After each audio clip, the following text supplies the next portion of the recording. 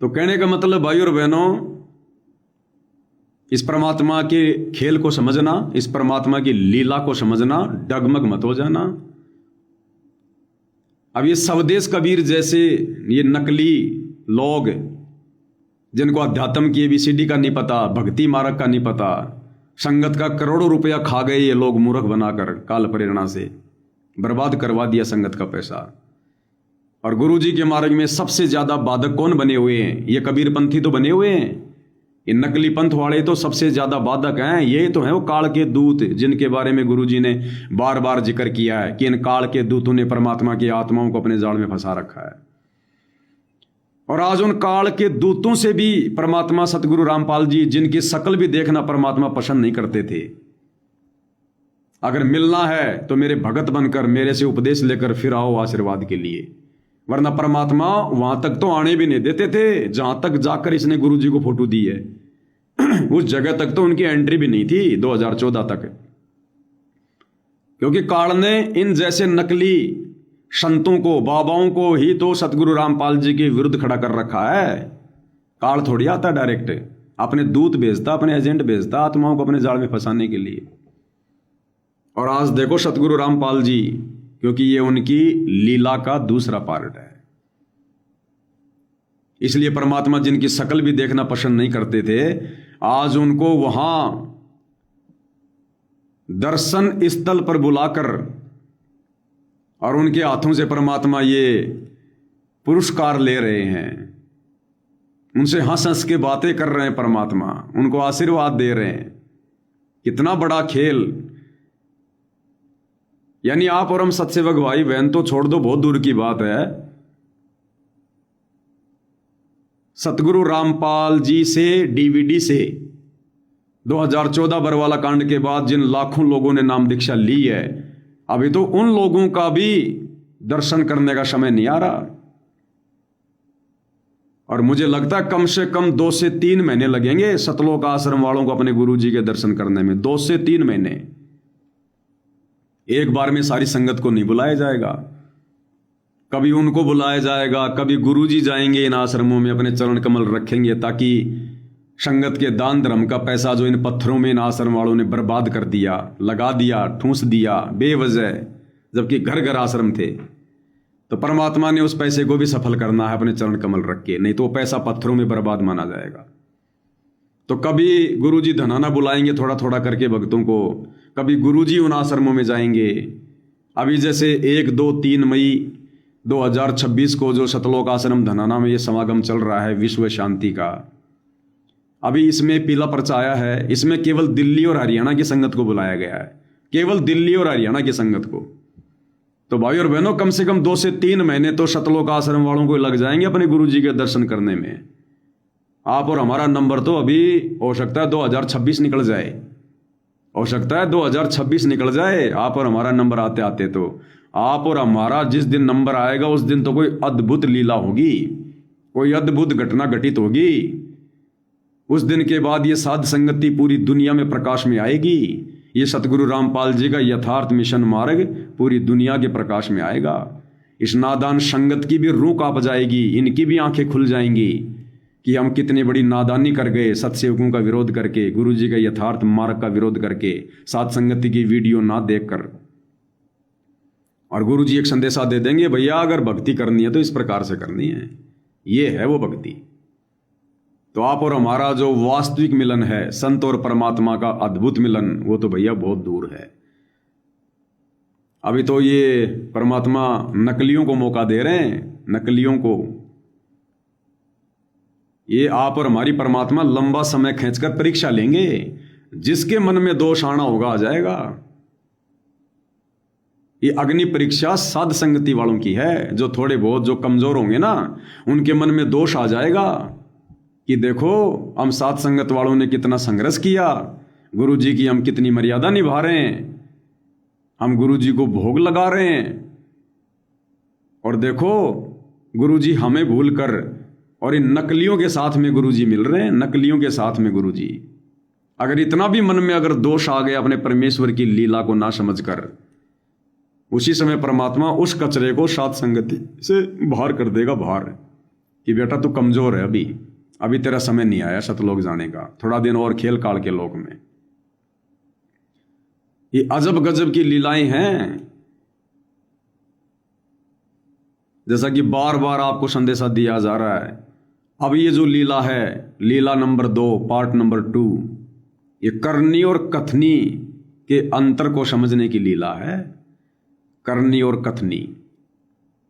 अब हमने अपने गुरुजी की करनी को देखकर, यानी उनकी इन क्रियाओं को देखकर नहीं चलना है कि गुरुजी किसी से हनुमान जी का गदा ले रहे हैं, किसी से हड़ ले रहे हैं, किसी से कबीर की फोटो ले रहे हैं, गांव के उन नशेड़ियों से, किसी सरपंच से, किसी प्रधान से मिल रहे हैं जिनके मुंह में बदबू आती है तंबाकू की, शराब की, उनके हाथ गुरुजी अपने माथे से लगा रहे हैं, उनको गुरुजी आशीर्वाद दे रहे हैं दोनों हाथों से। हमने गुरुजी की इन क्रियाओं को देखकर नहीं चलना है कि भाई गुरुजी ने अन्नपूर्णा मुहिम का समर्थन कर दिया, गुरुजी तो आश्रम वालों को कुछ कह ही नहीं रहे। इन क्रियाओं को देखकर नहीं चलना बिल्कुल भी। ये खेल अब अलग लेवल पर चल रहा है, अलग लेवल पर। और इस लेवल को वही समझ पाएंगे जिन्होंने लगातार साथ संगति की वीडियो देखे हैं। अब पता चलेगा। जो ये कहा करते थे ना, ये पवन दास तो 3-3 घंटे लाइव आता है, हमारे पास इतना समय नहीं है इसके वीडियो देखने का, आज वो भक्ति छोड़ के चले गए। भक्ति छोड़ के आपको 2-4 लोगों की रहनी करनी दिखाता हूं मैं। कौन 2-4 लोग? वो 2-4 लोग जो रामचंद्र जी के साथ में जुड़े हुए थे, जिन लोगों ने साध संगति का विरोध किया और इस मैनेजमेंट के इन भक्ति विरुद्ध कार्यों का भी वो विरोध किया करते थे। साध संगति की वीडियो देख देख कर, थोड़ी बहुत जानकारी लेकर कि भाई गुरुजी ऐसा आदेश नहीं दे सकते, गुरुजी ये नहीं कर सकते, गुरुजी वो नहीं कर सकते। आज उन लोगों की हालत खराब हो गई भाई और बहनों, आज उनकी हालत खराब हो गई, हालत। ये वीडियो दिखाता हूं मैं तुम्हें कुछ। एक कोई कमल देव सिंह चौपाल, कुछ ऐसा नाम है फेसबुक पर। पहले रामचंद्र जी के साथ में था, फिर वहां से भी हट गया, शुरू में साथ संगति में था और मैनेजमेंट की बकवादों का भी विरोध किया करता था। जैसे ये राजनीति करते थे, अन्नपूर्णा मुहिम चला रहे थे और साथ संगति का भी विरोध करता था। अब साथ संगति का विरोध करके सद्बुद्धि कैसे आ जाएगी? अरे लोग यही तो नहीं समझ रहे कि साध संगति क्या है। ये साध संगति तो सतगुरु रामपाल जी का मिशन है, उनका मार्ग है, उनका पंथ है। और साध संगति का विरोध करने का मतलब है अपने गुरु जी का विरोध करना, क्योंकि पवनदास ने नहीं चलाई। पवनदास तो भैया साध संगति से जुड़कर भक्ति कर रहा है। तो साध संगति का विरोध मतलब अपने गुरु जी का विरोध है, अपने गुरु जी के मार्ग का विरोध है। तो भला फिर उसको कैसे सद्बुद्धि आ सकती है? वो फैल ही होगा फिर। तो भक्तों को तो ये इतने दृढ़ दिखाई दे रहे थे, फेसबुक पर इनके कई हजार फॉलोवर, और ऐसा लग रहा था जैसे बस ये तो दृढ़ भगत हैं। और अब जैसे गुरुदेव भगवान ने सतलोक आश्रम धनाना में आकर ये करनी और कथनी वाली लीला शुरू की, तुरंत डगमग हो गए। उनके मन में क्या था कि गुरुजी सतलोक आश्रम में आते ही अपने परिवार को धमकाएंगे, गुरुजी अन्नपूर्णा मुहिम का विरोध करेंगे, गुरुजी राजनीति के लिए इनको डांटेंगे, इनको फटकारेंगे। जब गुरुजी को पता चलेगा इन्होंने स्टेडियम बना दिया, धर्मशाला बना दी और जाट आरक्षण में पैसा बर्बाद कर दिया, तो गुरुजी इनको धमकाएंगे परिवार वालों को। ऐसा कुछ हुआ नहीं और उनके मन में तुरंत दोष आ गया कि गुरुजी तो उल्टा अपने परिवार का सपोर्ट कर रहे हैं। और कैसे कैसे वीडियो बना के डाल रहे हैं, वो गुरुजी के खिलाफ वीडियो बना रहे हैं। वो अब गुरुजी को दोगला साबित कर रहे हैं। वो मात्र एक झटके में, एक ही दिन में, और उनकी वर्षों की भक्ति तपस्या खत्म, समाप्त। सिर्फ साथ संगति से ना जुड़ने के कारण, साथ संगति की वीडियो ना देखने के कारण। ये कमल देव सिंह चौपाल है कोई, और ये कैसे कैसे वीडियो डाल रहा है देखो। सबसे पहले तो इसने राजनीति वाला जो पैम्पलेट सतलोक आश्रम वालों ने निकाला था कि गुरुजी का आदेश है जो बीजेपी को वोट नहीं देगा उसकी आश्रमों में एंट्री नहीं होगी, उसका नाम खंड हो जाएगा। और अब गुरुदेव भगवान क्या लीला कर रहे हैं, क्या कुछ कह रहे हैं धनाना आश्रम में आकर, फिर वो भगत की क्या प्रक्रिया है देख लो। जीत चुके हैं और परमार्थ हमारा परम धर्म है। बच्चों, ये सब खेल हमारे किए, हमसे मिले सो निश्चय दिए। ठीक है जी। अब गुरुदेव ने क्या कहा आकर कि बच्चों ये सारे खेल हमने किए, हमसे मिले सो निश्चय जिए। तो अब इन भक्तों के मन में दोष आ गया कि पहले तो गुरुजी सत्संगों में मना करते थे, हमने राजनेताओं के पीछे नहीं दौड़ना, ये नहीं करना, वो नहीं करना।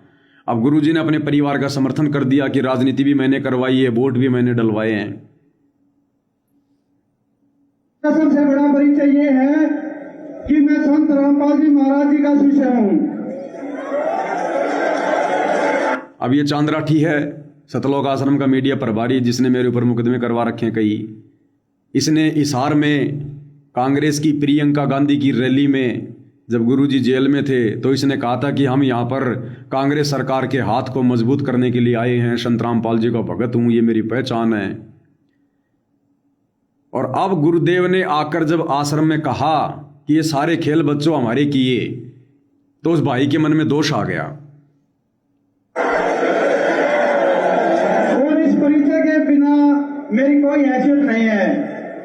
आज जो हम यहाँ पर इकट्ठा हुए हैं वो हम कांग्रेस के हाथ को मजबूत करने के लिए आए हुए हैं।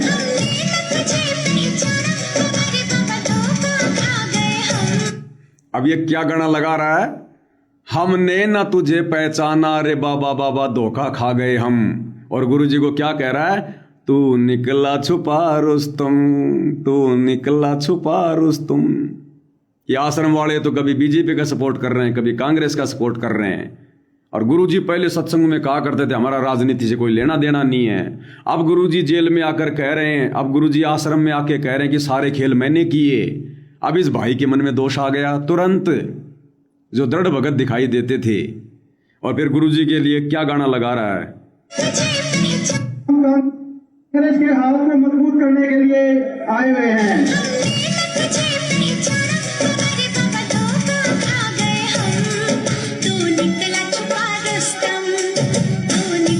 जो ये सब खेल हमारे किए, हमसे मिले सो निश्चय दिए। देखा, एक रात में काल ने बुद्धि चेंज कर दी, रातों रात। जैसे ही परमात्मा ने जेल से आकर अपनी दूसरी लीला शुरू की कि बेटो छटनी शुरू नहीं हुई, अभी छटनी पूरी नहीं हुई है, कचरा रखूंगा नहीं संगत में, चाहे कितना समय लग जाए। 24 कैरेट सोना जो बन जाएगा उसको सतलोक ले जाऊंगा, जलाऊं भी, तपाऊं भी, चिमटे से खाल उतारूं, फिर भी जो ले नाम हमारा उसको पार उतारूं। अब साथ संगति वाले भाई बहन क्यों झेल रहे हैं, क्यों जेल गए? साथ संगति वालों के मन में गुरुदेव के इन प्रवचनों को सुनकर मन में दोस्त तो बहुत दूर की बात है, हमें तो उल्टा आनंद आया, हमारी आत्मा और दृढ़ हो गई। इतने दिनों से साथ संगति से जुड़ने का हमें ये परमात्मा ने बेनिफिट दिया कि आज हम परमेश्वर की लीला को समझ गए। इन नालायकों की तरह अपना जीवन बर्बाद नहीं किया, एक झटके में काल ने भक्ति पद और गुरु पद से नीचे गिरा दिया इनको कि तू निकला छुपा रुस्तुम। गुरु जी को कह रहा है तू निकला छुपा रुस्तुम, हमने ना तुझे पहचाना रे बाबा, धोखा खा गए हम, तू निकला छुपा रुस्तुम। दोबारा सुन लो, मजबूत करने के लिए आए हुए हैं।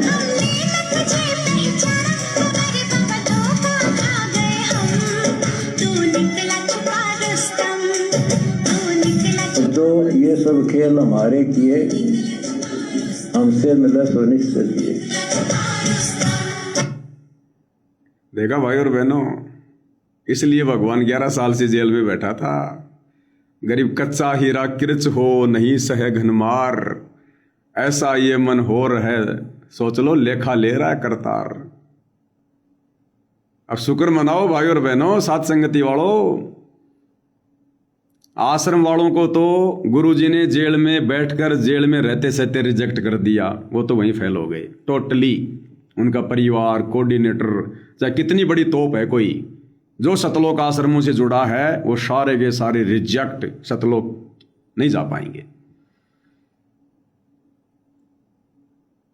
अब परमात्मा ने जो साध संगति से जुड़े हैं या जो साध संगति के विरोध में थे, अब उनको परमात्मा धीरे धीरे धीरे धीरे लंबा समय लेगा, धीरे धीरे घसेगा, धीरे धीरे।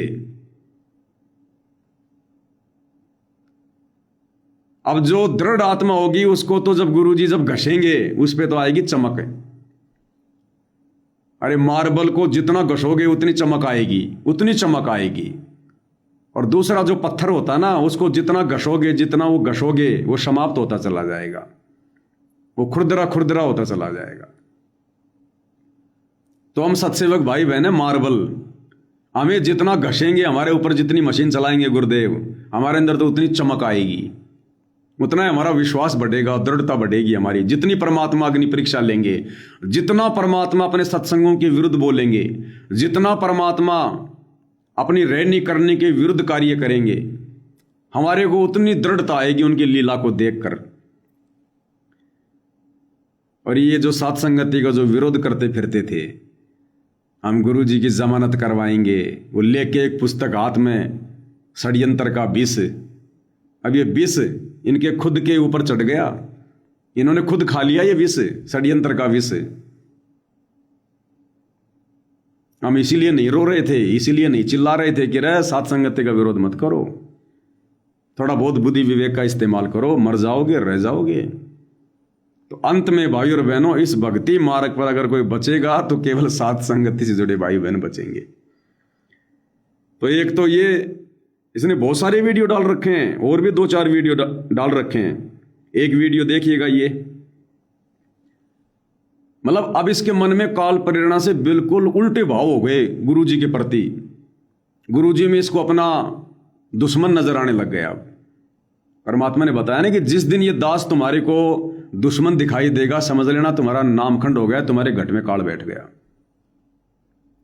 अब यह हालत हो गई इन लोगों के साथ में जो साथ संगति से नहीं जुड़े थे, जो बकवाद कर रहे थे। अब गुरुजी के सत्संगों का उल्टा मतलब निकालकर वर्तमान वाले सत्संगों से जोड़कर सोशल मीडिया पे डाल रहे हैं। पहले गुरुदेव ने जेल जाने से पहले जो सत्संग किए, क्या कहा? रया क्यों मोह ममता में सोए, जगत में जीवन है दिन दोए, पता ना आवन हो के ना हो तेरे इस सवां सलानी का। कि क्यों मोह ममता में धस रहा है, कार कोठी में मकान में नालायक, सतलोक चल।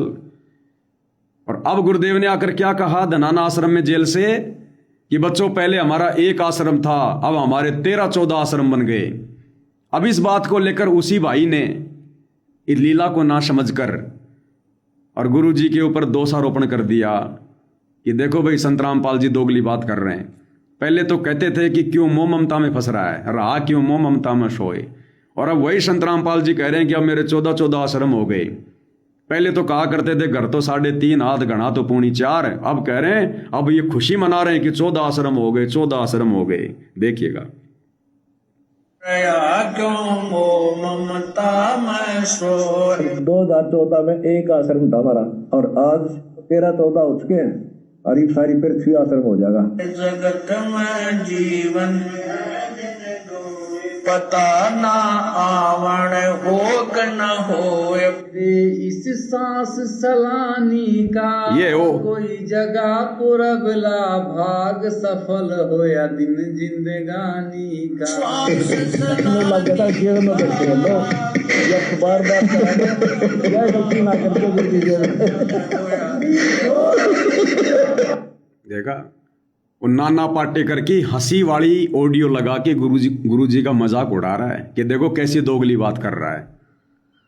पहले तो कहते थे कि मोह ममता में मत फंसो, ज्यादा बड़ा मकान मत बनाओ, और अब खुद गुरुजी प्रसन्न हो रहे हैं। पहले गुरुजी कहते थे कि संत वही होता है जिसका एक आश्रम हो, और अब गुरुजी कह रहे हैं कि मेरे 14 आश्रम हो गए।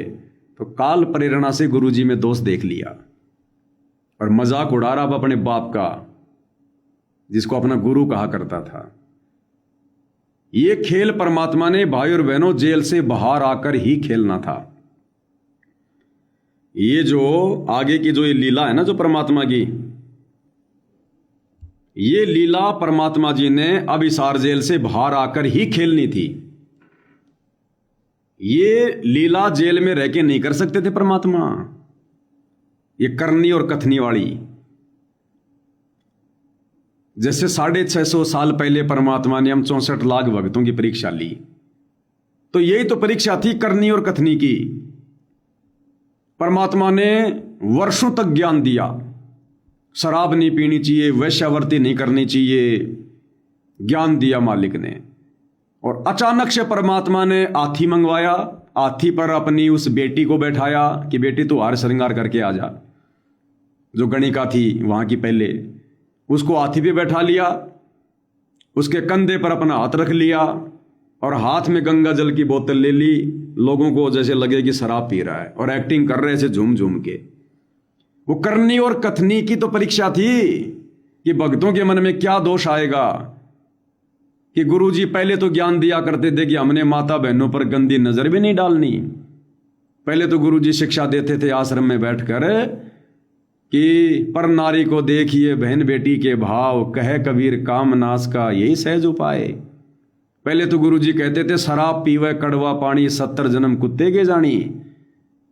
और उसके बाद उस लीला को देखकर जो हाथी पर बैठकर की थी, हम समझ नहीं पाए और हमने गुरुजी में दोष देख लिया कि पहले तो क्या ज्ञान देता था, आज खुद वैश्या को लेकर घूम रहा है। हमें शराब पीने के लिए मना करते थे गुरुजी, आज खुद सरेआम शराब पी रहे हैं, दोगले गुरुजी। वो करनी और कथनी वाली परीक्षा थी। और आज भी परमात्मा ने वही परीक्षा लेनी थी फाइनल, करनी और कथनी की। और ये करनी और कथनी वाली परीक्षा परमात्मा जेल में बैठकर नहीं ले सकते थे, क्योंकि जेल में बैठकर तो हम उनकी कोई करनी देख ही नहीं सकते। अब वो करनी उन्होंने बाहर आके की, उन गांव के सरपंचों से, राजनेताओं से, हनुमान जी का गदा लेके, सरपंचों से मिल मिल के, गले मिल मिल के, ये कहकर के सारे खेल मैंने किए बच्चों, किसी में कोई दोष मत देखो। मेरे 14 आश्रम हो गए।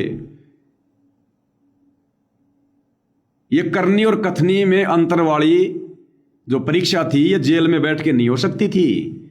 इसलिए परमात्मा जी बाहर आए हैं, छटनी करने के लिए समर्थ है। जब चाहे आएगा, जब चाहे जाएगा, आवश्यकता पड़ गई तो फिर चला जाएगा।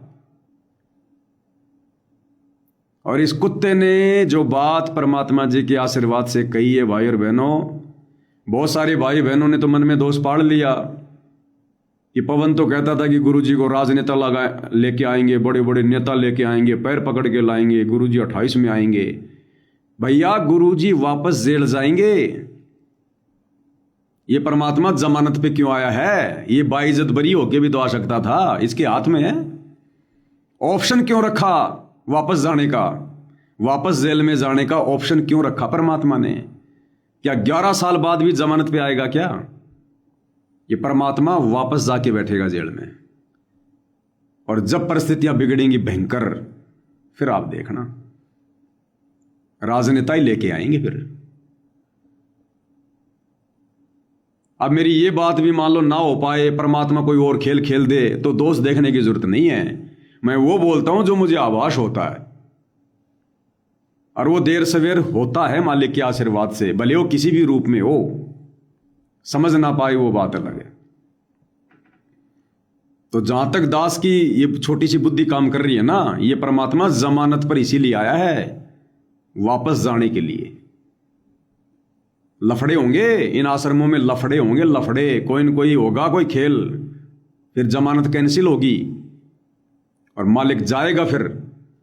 और उसके बाद ये देश और दुनिया की परिस्थितियां बिगड़ेंगी भयंकर, और फिर ये सारे अल्लाह मौला वाहे गुरु देवी देवता सब फैल हो लेंगे, सब धर्मों के तराई तराई माम मचेगा। फिर अंतिम सारा सतगुरु रामपाल जी होंगे। फिर ये परमात्मा भारत देश की रक्षा करेगा। मिसाइलें तो गिरेंगी, परमाणु बम तो गिरेंगे, लेकिन वो फटेंगे नहीं। वो मिसाइल, वो परमाणु बम, वो गोले गिरेंगे, लेकिन परमात्मा फटने नहीं देगा, उनको निष्क्रिय कर देगा। फिर पूरी दुनिया में परमात्मा प्रकाश में आएंगे, पूरी दुनिया में। ये खेल भैया अभी खत्म नहीं हुआ है, अभी तो गेम जारी है। क्या कहा था गुरुदेव ने जेल में बैठकर? बच्चों अभी तो गेम जारी है, अभी निर्दोष होके नहीं आए, अभी बाइज्जत बरी होके नहीं आए, अभी जमानत पर हैं। अभी देखना आगे क्या क्या खेल चलेगा परमात्मा का, इतना आसान नहीं है। ये सात संगति में जो कई हजारों की संख्या में भाई बहन जुड़े हुए ना, इतने से रह जाएंगे मुट्ठी भर, सहन नहीं कर पाएंगे झटके को। तीसरा जो झटका ना, उस मालिक ने संकेत तो कर ही दिया कि तीसरे झटके को काल सहन नहीं कर पाएगा। तो आश्रम वाले, गुरुजी के परिवार वाले तो सहन बिल्कुल ही नहीं कर पाएंगे, क्योंकि तो सारे के सारे काल के अंडर में है। जब काल ही सहन नहीं कर पाएगा तो उसके एजेंट कहां से सहन करेंगे? और सत्सेवकों की तब तक ये परीक्षा भाई चलती रहेगी। अभी परमात्मा आश्रम वालों के साथ हमारे को मिक्स नहीं करेंगे ना, नहीं तो गुरुजी आ जाए और भगत अपने घर पर बैठा रह जाए क्या? परमात्मा तो कहते हैं गुरु से मिलने के लिए 7 समुद्र पार हो तो भी दौड़ के आ जाओ। फिर क्यों नहीं बुला रहा हमें? क्यों नहीं हमारे को प्रेरणा कर रहा परमात्मा? क्यों घर पर बैठकर भक्ति करने की हमारे को दृढ़ता दे रहा है? हो सकता है एक बार और परमात्मा बीच में जेल में जाए, उसके बाद फिर हो सकता है आप और हमारा अद्भुत मिलन हो। अभी संगत वालों को बुखार कहां उतरा? अभी संगत वालों को, गुरुजी के परिवार को अपनी गलतियों का एहसास कहां हुआ है? वो तो और ज्यादा बिगड़ गए, वो तो और ज्यादा बदतमीजियां करेंगे, गुंडागर्दी करेंगे। अब देखना आप, उनको तो ये हो गया कि बस हमें तो गुरुजी कुछ कह ही नहीं रहे, इसका मतलब जो भी हम कर रहे थे सही कर रहे थे। और संगत भी बिगड़ गई। अब संगत भी, अब देखना वापस वही काम शुरू हो जाएंगे सारे, घर घर में आन उपासना शुरू हो जाएगी। माता जी के जागरण में जाएंगे, रिश्तेदारों के जागरण में जाएंगे। क्यों? क्योंकि परशुराम की जयंती पे चले गए, छोटू राम धाम में चले गए, अयोध्या में भंडारा लगा लिया, किसी नेता के जन्मदिन में चले गए और गुरुजी कुछ कह नहीं रहे। तो संगत को यह हो गया कि गुरुजी मना नहीं करते। अब ये संगत वापस उन्हीं क्रियाओं में आ जाएगी जिन क्रियाओं को छोड़कर कभी ये गुरुजी की शरण में आई थी। तो ये उनकी और परीक्षा होगी। हालांकि परमात्मा ने उनको कुछ ना कहकर उनको एक मौका दिया है कि अभी भी साथ संगत वालों की बातें सुनकर, समझकर, उनकी दृढ़ता को देखकर अभी भी कुछ आंखें खोल लो। लेकिन वो नहीं समझ पा रहे इस खेल को। तो ये गेम अभी जारी है भाई और बहनों, खत्म नहीं हुआ है। तो 650 साल पहले भी कबीर भगवान सतगुरु रामपाल जी ने हाथी पर बैठकर और वो एक्टिंग कर कर अपने ज्ञान के विरुद्ध दिखाकर क्रिया नहीं करी, ज्ञान के विरुद्ध। क्रिया तो उस समय होती जब वास्तव में शराब पीते और उस गणिका बहन के प्रति मन में कोई दोष होता, तब होती उल्टी क्रिया। ये तो लीला है, लीला थी करनी और कथनी की। आज भी वही लीला चल रही है अब जेल से बाहर आने के बाद, करनी और कथनी की। क्योंकि जेल में रह के परमात्मा ये करनी नहीं कर सकते थे जो करनी अब वो बाहर आके कर रहे हैं। तो ये लीला परमात्मा ने जेल से बाहर आके करनी थी कि मैंने सत्संगों में क्या बताया, क्या समझाया और आज मैं क्या कर रहा हूं। क्या इसको देखकर मेरे बच्चों में दोष आएगा या नहीं आएगा? अगर मुझे भगवान मान लिया तो नहीं आएगा कि भाई भगवान फिर जो चाहे सो कर दे। भगवान तो 1 मिनट में दुनिया को डुबो दे, 1 मिनट में वापस जीवित कर दे। मोला जल से थल करे, थल से जल कर देत, साहिब तेरी साहिबी की शाम को होंगे सवेत। ये परमात्मा क्या नहीं कर दे, कुछ भी कर दे ये तो। अब ये वो परीक्षा चल रही है विश्वास की। कहे कबीर सुनो भाई साधो, मैं तो हूं विश्वास में। दास आप लोगों को पहले कहा करता था ना, पुराने साथ संगति की वीडियो में 4-5 साल पहले जब गांव गांव जाके साथ संगति करते थे, तो परमात्मा जी क्या बुलवाया करते थे कि एक समय एक गुरु और एक चेला दोनों जा रहे थे, पुराने समय की बात है। और रात्रि में रास्ते के किनारे एक धर्मशाला थी, एक सराय थी, छोटा सा कमरा था, उसमें रुक गए, दोनों सो गए। रात्रि में गुरुजी अचानक उठे और चेले राम की छाती पर बैठे और हाथ में चक्कू लेकर उसकी गर्दन पे लगा दिया। अब चेले राम को जब चक्कू लगा तो थोड़ी आंख खुली तो देखा गुरुजी बैठे हैं और चक्कू मेरी गर्दन पे लगा रखा है। वापस आंख बंद करके बिल्कुल ऐसे सो गया जैसे कुछ पता ही ना हो। तो गुरुजी ने प्यार में हल्का सा थप्पड़ मारा, अरे खड़ा हो, तेरे को डर नहीं लगा? मैं तेरे को मार देता तो? वो सुता सुता कह रहा कि हे गुरुदेव भगवान, मरे तो हम पड़े थे पहले, आपने तो जीवित किया है शरण में लेके। मरे तो पड़े थे, आपने तो जीवित किया है शरण में लेकर, और जीवन दान देने वाला कभी मारता नहीं है। और गुरुदेव भगवान, यदि आप मार भी दोगे तो आपके तो मारने में भी मेरा भला है।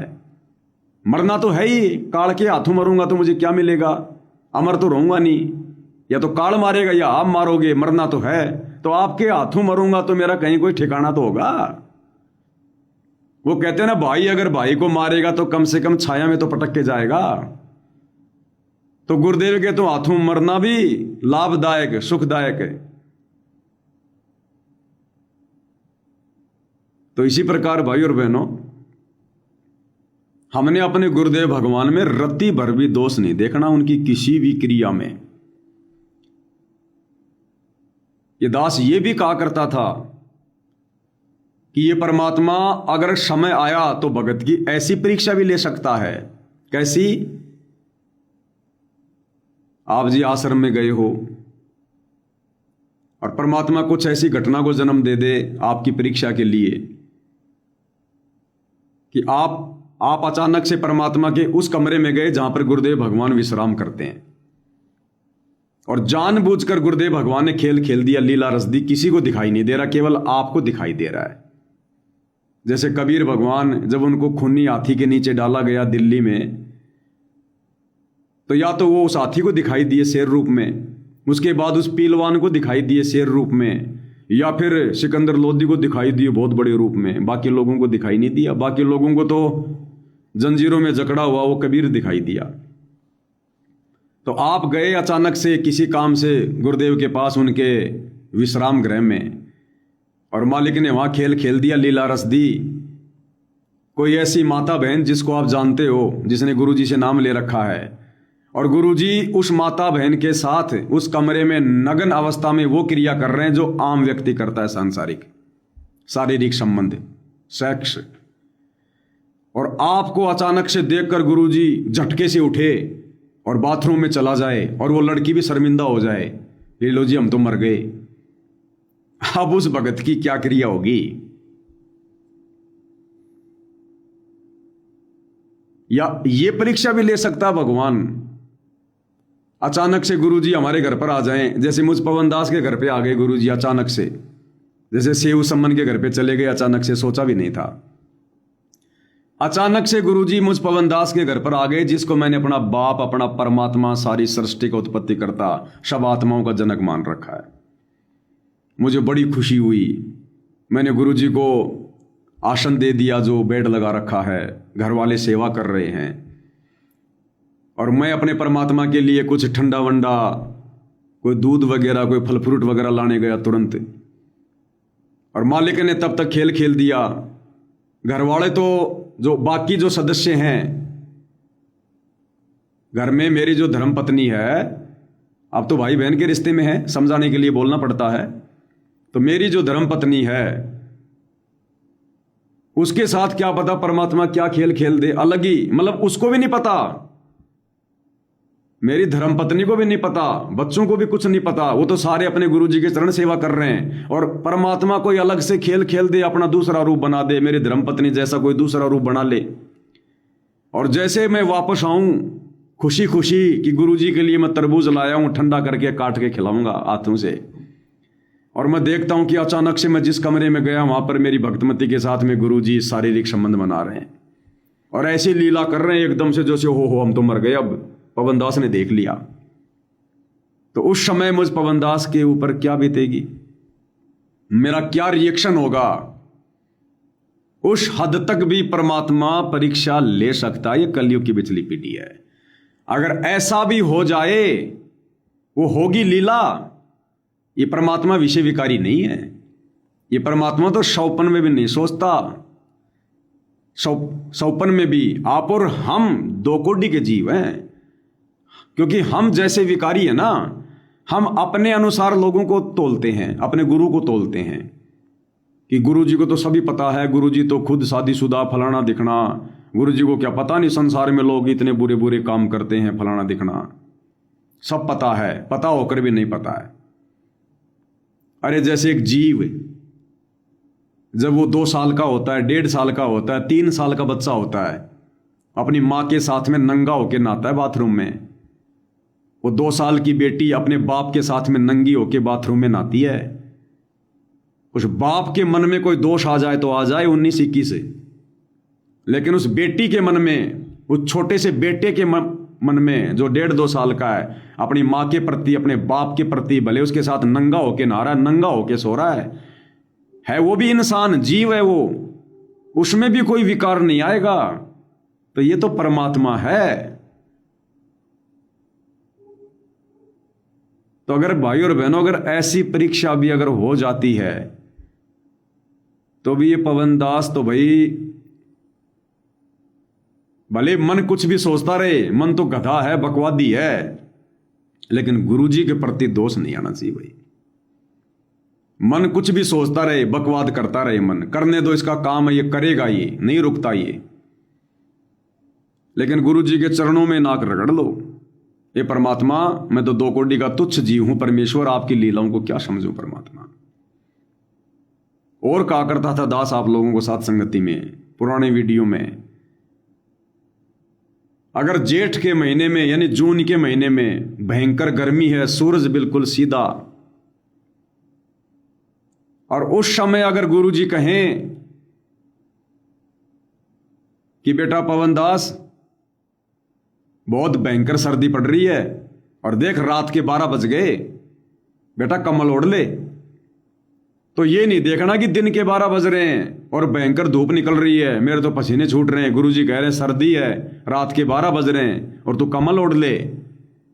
तुरंत जाके कम्बल ओढ़ ले, भले मर जा पसीने में, और ये सोच कि परमात्मा जो कह रहे हैं, गुरुदेव जो कह रहे हैं वो सत्य है। ये मेरी आंखों से जो मुझे दिखाई दे रहा है ना, ये झूठ है, ये मेरी आंखों का धोखा है।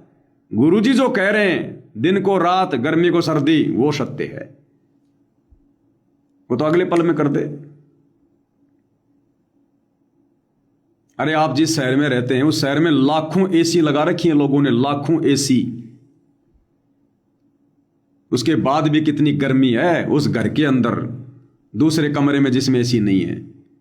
और ये परमात्मा 1 सेकंड में बरसात कर दे, 1 सेकंड में बरसात है, और चला दे ठंडी हवा, पूरा हिंदुस्तान ठंड से कांपेगा, पूरा हिंदुस्तान, ये पृथ्वी 1 सेकंड में, बिना किसी एसी के, बिना किसी लाइट के।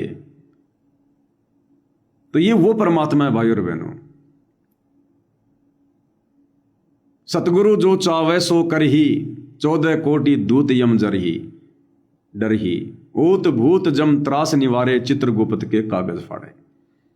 सतगुरु जो चावे सो कर दे, भरम पड़ो मत कोई, और सेऊ धड़ पर शीश चढ़ाया, पाछे करी रसोई। हमने इस कदर समर्पित होना पड़ेगा। एक कथा दास कभी सुना करता था, और परमात्मा ने शायद मुझे इसीलिए सुनाई होगी वो कथा, आगे चलकर भगवान ने ये सेवा देनी थी मुझे। एक राजा था, उसने गुरु बना रखा था, और राजा बड़ा डिवोटी था, भयंकर वाला, क्योंकि राजा को उसके गुरु ने कई बार मौत के मुंह से निकाला। तो राजा ये समझ चुका था कि भाई मेरा जीवन तो था नहीं, अब ये जीवन तो उद्धार का है, मेरे गुरु का है, अब जैसा मेरा गुरु कहेगा मैंने वैसा ही करना है। तो गुरु जी आ जाते हैं राजा के घर पर, और गुरु ने कहा कि राजन मेरे लिए रथ जुड़वाओ, मैं फला फला जगह भ्रमण करने के लिए जाऊंगा। तो राजा ने सैनिकों को आदेश दे दिया कि भाई गुरु जी के लिए रथ तैयार करो, घोड़े तैयार करो, बढ़िया बढ़िया। तो गुरु ने कहा कि नहीं राजन, ऐसे नहीं जाऊंगा, रथ में 2 घोड़े होंगे और तू मेरे साथ बैठेगा, तू बनेगा सारथी, तू बस मेरे साथ बैठेगा। रथ में 1 घोड़ा होगा और एक तरफ तेरी जो रानी है, तेरी रानी को नंगा करके जोड़ेगा, दूसरे बैल की जगह तेरी औरत, तेरी रानी नंगा करके जोड़, और पूरे शहर के अंदर से निकाल इसको, तब जाऊंगा मैं। राजा खेल खेल गया, राजा समझ गया खेल कि गुरु ऐसा कह रहा तो क्यों कह रहा है, गुरु ने तो ऐसा कहना नहीं चाहिए। गुरु तो भगवान का रूप होता है। राजा समझ गया कि यह परीक्षा है, जैसे राजा हरिश्चंद्र समझ गया था जब विश्वामित्र उस ब्राह्मण के रूप में जब उसके राज्य को जीत लेता है और अपने घोड़े पर बैठाकर विश्वामित्र को राज्य में ले जाता है। चारों तरफ सैनिक खड़े हैं, तलवार निकाल ली। विश्वामित्र ने कहा नहीं भाई, मैंने वचन दे रखा है, पूरा राज्य मैंने इस ब्राह्मण के हाथ में दे दिया। और हरिश्चंद्र के विश्वास को तोड़ने के लिए, उसके सत को तोड़ने के लिए ऊपर से देवता भी देख रहे थे, क्योंकि देवताओं ने भेजा था विश्वामित्र को हरिश्चंद्र की परीक्षा के लिए। ऊपर से देवता भी देख रहे थे कि बड़ा नाम है इसका, राजा हरिश्चंद्र। राजा हरिश्चंद्र वचन का बड़ा पक्का है, देखते हमारे से बड़ा है क्या। उसके वचन को तुड़वाने के लिए और विश्वामित्र महल के अंदर गया और उसकी जो पत्नी थी तारावती, उसके पीछे से बाल पकड़ के, और जैसे दुशासन उस द्रौपदी के बाल पकड़ के सभा में घसीटता लाया था, ऐसे विश्वामित्र ब्राह्मण रूप में राजा हरिश्चंद्र की जो महारानी थी उसके बाल पकड़ के घसीट के लाया। अब रानी भी समझदार थी, रानी भी समझ गई भैया बात कुछ और है। नहीं, राजा मंत्री बक्कल तार दें इसका 2 मिनट में, हिम्मत कैसे हो जाए कोई ऐसे हाथ में लगा दे राजा की रानी को। और राजा चुपचाप खड़ा है, मंत्री चुपचाप खड़े हैं, बात कुछ और है। समझ गई वो। रानी ने संकेत कर दिया राजा को कि वचन से बढ़कर कोई चीज नहीं है। सत ना छोड़े सूरमा, सत छोड़े पत जाए, सत के बांधे लक्ष्मी फिर में लगी आए। ये राजपाट तो फिर मिल जाएगा यदि हम अपने धर्म पर रहे तो, वचन पर रहे तो। और जो सूरवीर होते हैं वो सत नहीं छोड़ते, अपना धर्म नहीं छोड़ते, अपनी मर्यादा नहीं तोड़ते। और संकेत ही संकेत में हरिश्चंद्र को कह दिया कि वचन से बढ़कर धन नहीं है, जो मर्जी हो जाए। तो इसी प्रकार राजा ने गुरुदेव को प्रणाम किया और जाकर रानी को बोला। रानी भी समझदार थी कि मेरे पति की इज्जत के ऊपर बात है, मेरे पति के वचन पे बात है। हमारे गुरुजी ऐसे तो नहीं थे, लेकिन आज ऐसा क्यों बोल रहे हैं, जरूर कोई बात है, हमारी परीक्षा है। रानी वहीं से नंगी हो गई अंदर से, ये भी नहीं देखा कोई मंत्री खड़ा है, संतरी खड़ा है, नौकर खड़े हैं। वहीं से नंगी हो गई कि आज अगर मैं अपने गुरुजी के आदेश की पालना नहीं करूंगी, क्या पता मेरा गुरु तो समर्थ है। मुझे लग रहा है मैं नंगी हो गई, लेकिन दुनिया को लग रहा है कि रानी ने तो बहुत अच्छे कपड़े पहन रखे हैं, रानी ने तो बहुत बढ़िया कपड़े पहन रखे हैं, शरीर ढका हुआ है। लेकिन परीक्षा थी। जैसे परमात्मा ने मीराबाई के चाचा ससुर कि जो वो तलवार थी, जो लकड़ी की तलवार थी, और जब वो राणा चेक कर रहा था, परमात्मा ने स्टेनलेस स्टील की तलवार ऐसे चमके मार रही है। लकड़ी की तलवार को और भगवान ने स्टील की तलवार बना दिया। तो वो परीक्षा होती है हमारी उस समय। हमने लोकलाज मारनी होती उस समय, गुरुजी के वचन पे दृढ़ रहना होता उस समय। और गुरु कभी ऐसा थोड़ी करेगा, गुरु परीक्षा लेगा। रानी वहीं से नंगी हो गई, लेकिन उसके गुरु ने क्या खेल खेला। दुनिया को ऐसा लग रहा जैसे रानी की आज इतनी बढ़िया ड्रेस, ये भगवान इतनी बढ़िया ड्रेस चमके मार रही है, और रानी को लग रहा कि मैं नंगी होके आ रही हूं। तो लोकलाज मार दी, कुछ नहीं। गुरुजी का वचन, मेरे पति की इज्जत, इससे बढ़कर कुछ नहीं। और नंगी होके आ गई वहां से। रानी सफल। और राजा को कहा जोड़ इसको दूसरी तरफ, जोड़ दिया और पूरे शहर में चक्कर लगवा दिया। पूरे शहर में दुनिया देख रही है। अब दुनिया को तो क्या दिखाई दे रहा है, वो रानी दिखाई नहीं दे रही, कोई नंगी औरत दिखाई नहीं दे रही। दुनिया को तो बहुत तरोताजा घोड़े दिखाई दे रहे हैं, जैसे कोई स्वर्ग से आए हों, कोई इंद्र के ऐसे चमकीले घोड़े, हट्टे कट्टे घोड़े दिखाई दे रहे हैं। दुनिया तो इसलिए देख रही है, अरे वाह अरे वाह, ताकि राजा रानी को यह लगे कि देखो भाई हमारा आज क्या हो गया। उनके मन में क्या दोष आता है, और पूरा चक्कर कटवा के वापस आ गया। और फिर गुरुजी ने कहा कि उनको आशीर्वाद दिया और कहा बेटी पहन ले कपड़े। उसने कपड़े पहन लिए, गुरुजी के चरणों में बैठ गए और फिर राजा रानी से कहा कि पूछो अपने मंत्रियों से अब तुम कैसे लग रहे थे। तो राजा क्या पूछे, भाई रानी नंगी थी, मैं बैठा हुआ था। तो पूछा कि भाई तुम्हें क्या लग रहा था, तुम्हें क्या दिखाई दिया। बोला महाराज ऐसे घोड़े हमने आज तक कभी जिंदगी में नहीं देखे, हमारे अस्तबल में तो ऐसे घोड़े थे ही नहीं, ऐसे तगड़े घोड़े महाराज ये आए कहां से, हमें तो पता ही नहीं। उनको नंगी रानी नहीं दिखाई दे रही थी। सतगुरु ऐसी लीला करता है, वो परीक्षा होती है भाई और बहनों। इसलिए गुरुजी कहते हैं यो गुरु ज्ञान विज्ञान वाणी जीवित ही जग में मरो।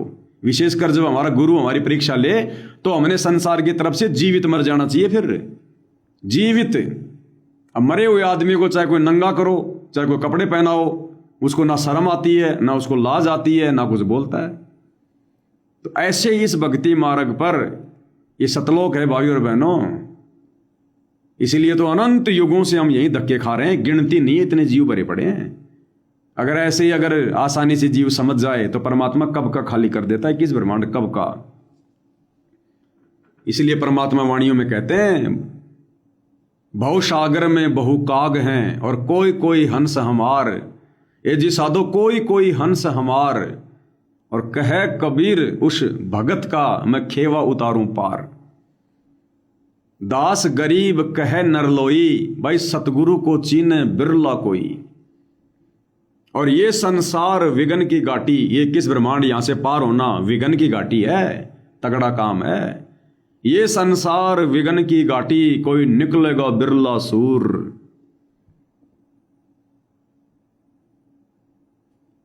तो जब बात आती है गुरु और शिष्य के बीच की परीक्षा की, तो भाई और बहनों उस समय हमने जीवित मरना पड़ेगा संसार की तरफ से। दुनिया क्या कहेगी, रिश्तेदार क्या कहेंगे, चाहे गुरुजी हमें मिट्टी में मिलाए, चाहे गुरुजी हमें राजा बना के रखे, जो राखों त्यों ही रहूं हमरा के चारा, और खाने जाद खरीद हूं मैं गुलाम तुम्हारा। ये परमात्मा मैं तो आपका खरीदा हुआ गुलाम हूं, मैं तो काल का गुलाम था, आपने मेरी जमानत ली इस काल से, अब मैं आपका दास हूं, अब मैं आपका हुक्म मानूंगा जो आप कहोगे। कुत्ता हूं गुरुदेव का पवन दास का नाम, और गले प्रेम की जेवड़ी जहां राखो तहां जाऊं मैं, और तो करो तो बावड़ू। अगर गुरुजी कहेंगे बेटा आ जाओ, सत्संगत वालों आ जाओ, मेरे बेटो आ जाओ, तो करो तो बावड़ू। बावड़ू यानी वापस आऊं, दौड़ के आऊं। जैसे कुत्ते को मालिक कहता है ना, अरे आजा, त्योल आजा, तो वो नाराज नहीं होता, चाहे उसके लठ मार दे मालिक, पूंछ लाता हुआ तुरंत आ जाएगा। क्योंकि जो कुत्ता होता है स्वामी भगत होता है। कुत्ते में बहुत सारे गुण हैं जो भगत ने अपने जीवन में धारण करने चाहिए। तो कहते हैं कि भाई तो करो तो बावड़ू। अगर गुरुजी अगर हमें बुलाएं तो तुरंत आ जाओ, चाहे गुरुजी ने कितना धमका दिया, कितना फटकार दिया, कितनी नो एंट्री कर दी, कितना गुरुद्रोही कह दिया।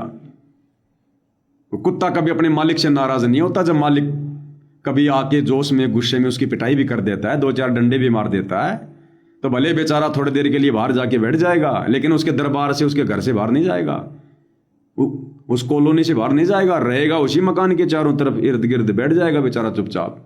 उसको पता कि कहीं और ठिकाना नहीं है, दूसरे कुत्ते फाड़ देंगे तेरे को, और चुपचाप बैठ जाएगा जाके वहां पर मकान के सारे, कि अगर बचाव है तो यही है, आसपास में ही है।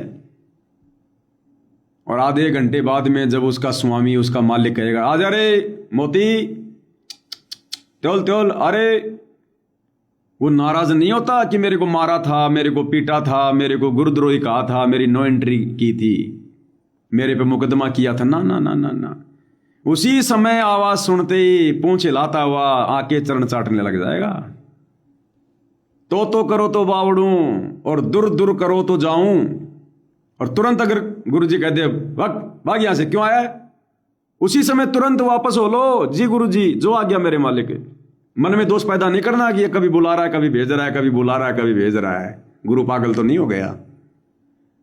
तो करो तो बावड़ूं, दूर दूर करो तो जाऊं, और जो राखूं त्यों ही रहूं, और जो देवो सो खाऊं। जैसे रखोगे जिस हाल में, चाहे बेड पे सुलाओ, चाहे जमीन पे सुलाओ, चाहे मिट्टी में सुलाओ, जो राखूं त्यों ही रहूं, और जो देवो सो खाऊं। उस कुत्ते को मालिक चाहे हलवा खिलाए, चाहे सूखी रोटी डाल दे, वो कुत्ता नो ऑब्जेक्शन, खुश रहेगा। मालिक की स्वामी भक्ति में खुश रहेगा वो। तो उस कुत्ते के वो लक्षण हम भक्तों ने, क्योंकि हम हैं कुत्ते और हमारे गुरुदेव भगवान हमारे मालिक। और कुत्ता भाई जब तक स्वामी भगत बन के रहेगा तब तक मालिक टूक डालता रहेगा। बहुत सारी बातें भाई और बहनों, क्योंकि अब ये अग्नि परीक्षा का समय है हमारा, और ऐसे कोई डरने वाली बात भी नहीं है, ऐसे डरना भी नहीं हमने। ये जो परमात्मा कुछ भगत भाई बहनों को जो दिखाते हैं, जो खुली आंखों से जब भोग लगाते हैं, चरण सेवा करते हैं कि भाई ऐसे ऐसे मैनेजमेंट वाले ढूंढ रहे हैं, फलाना है, दिखना है, मार रहे हैं, पीट रहे हैं, वो गलत भी नहीं है। यही होना था, काल ने यही करवाना था, लेकिन हम समर्थ की शरण में हैं। घटनाओं को टालना, कम करना, ज्यादा करना, ये सतगुरु के हाथ में है। ये होना ऐसा ही था, लेकिन हम उस समर्थ की शरण में हैं। और ऐसा ना हो उसके लिए ही परमात्मा हमारी परीक्षा ले रहे हैं कि तुम मेरे वचन पे डटे रहो, तुम लगे रहो इस भक्ति पर ज्ञान को आधार बना के। अगर डगमग हो गए तो फिर बात बिगड़ जाएगी, फिर तो वही होगा जो दिखाया है, इस जन्म में नहीं तो किसी और जन्म में हो जाएगा। दो भाइयों का जमीन को लेकर झगड़ा हो जाएगा, वहां पड़ जाएंगे लठ, खोपड़ी में पड़ा हमारा।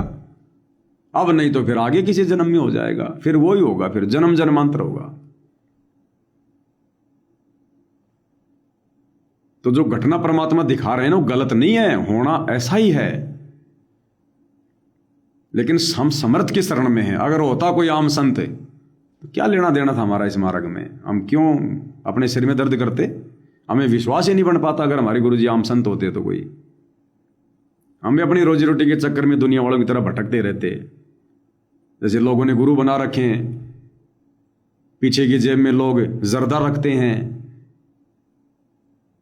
सब उल्टा सीधा खाते पीते हैं, सब उल्टे काम करते हैं, सारे सांसारिक काम करते हैं, गुरु बना रखा है। अगर ऐसा होता हमारा गुरु तो आज हमें इतना संघर्ष करने की जरूरत नहीं पड़ती। हमारे अंदर वो हिम्मत ही नहीं होती, इतनी बुद्धि नहीं होती हमारे अंदर।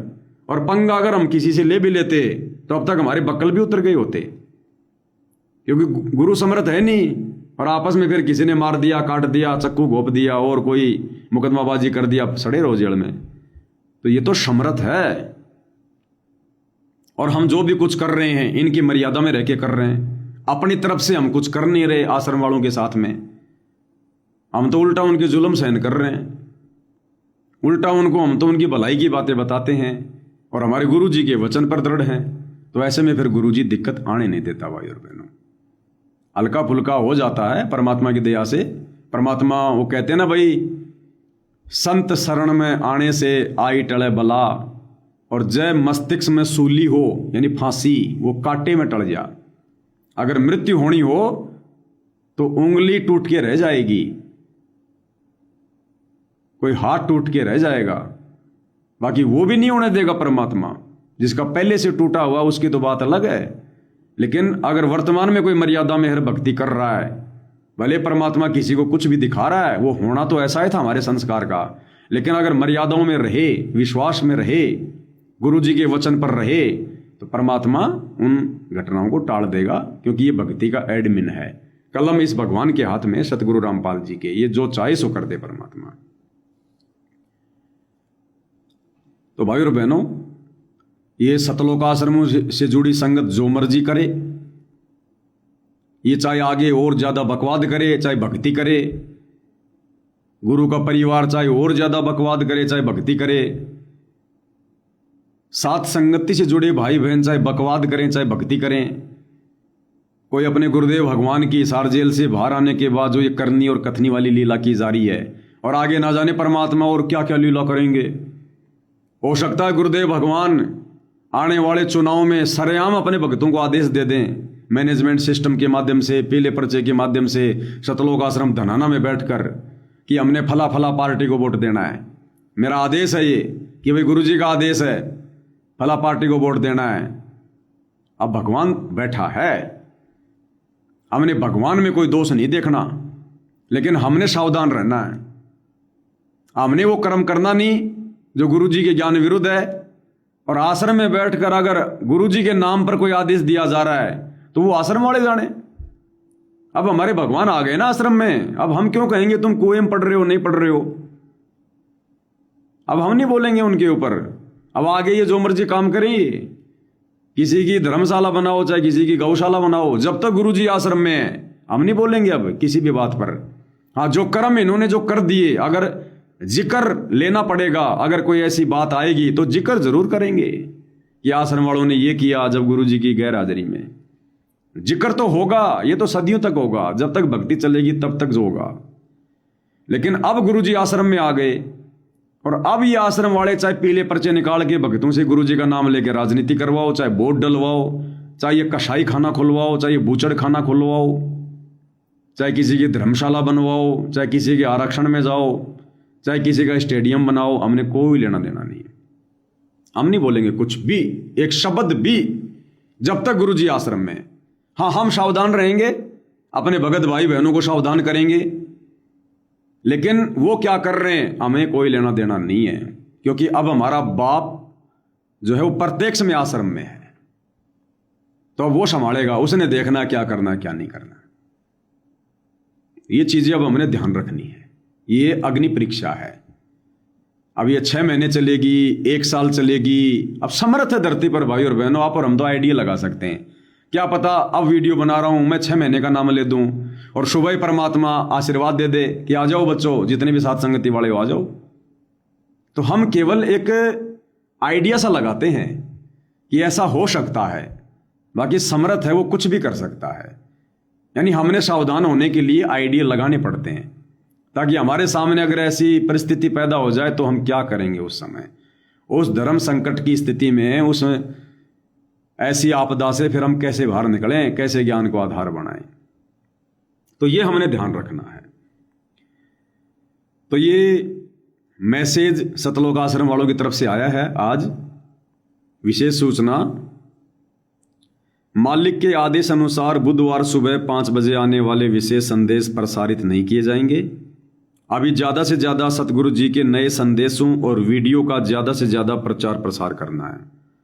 तो आश्रम वालों से तो इन लोगों के अनुसार अगर गुरुजी ने आदेश दिया है, क्योंकि हम तो कह नहीं सकते ना भाई, हम जब तक अपने गुरुजी के मुख से ना सुने तब तक हम कैसे कहें कि हमारे गुरुजी ने आदेश दिया है। क्योंकि इस मैनेजमेंट की किसी भी बात पर यकीन करना अब हमारे लिए नामुमकिन है, क्योंकि इन्होंने उस परीक्षा के दौरान जब गुरुजी जेल में बैठे थे, इन्होंने सारे भक्ति विरोधी आदेश दिए। तो हम इस आदेश पर भी विश्वास नहीं कर सकते कि हमारे गुरु ने दिया होगा। जब तक हम अपने गुरुजी के मुख से ना सुन लें तब तक हम यकीन नहीं कर सकते।